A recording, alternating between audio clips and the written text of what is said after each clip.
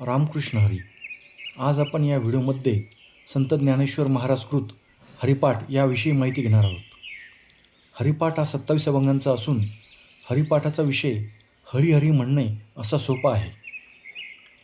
असे असले तरी ज्ञानेश्वर माऊलींनी यात गहन विषयांची चर्चा केलेली आहे.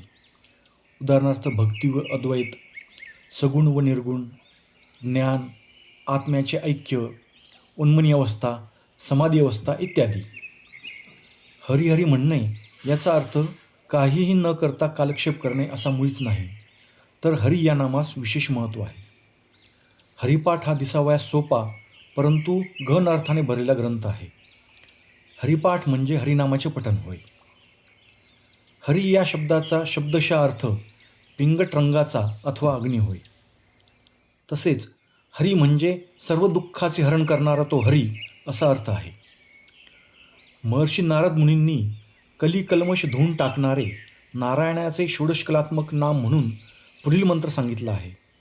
हरे राम, राम राम हरे हरे, हरे कृष्ण, कृष्ण कृष्ण हरे हरे.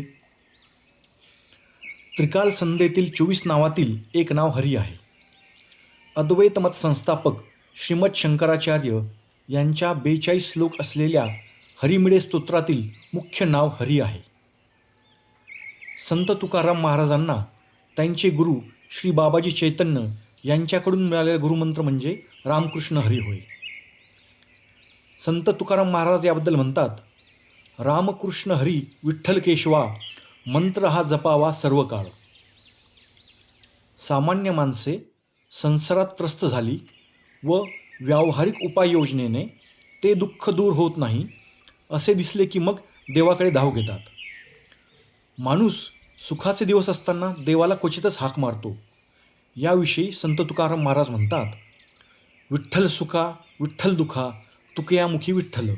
म्हणजे सुख असो किंवा दुःख असो आपल्या मुखी विठ्ठलाचे नाम हवे.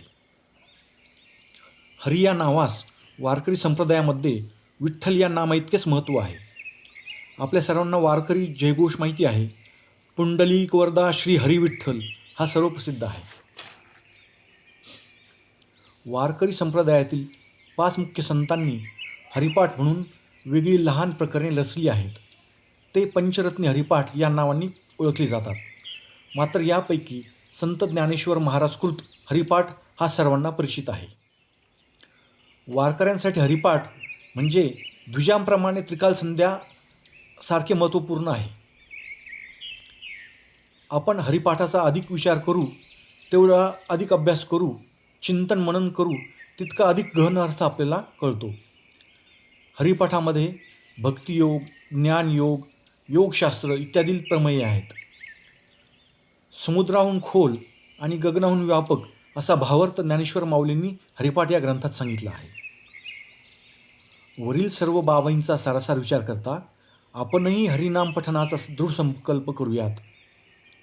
हरिमुखे म्हणा पुण्याची गणना कोण करी.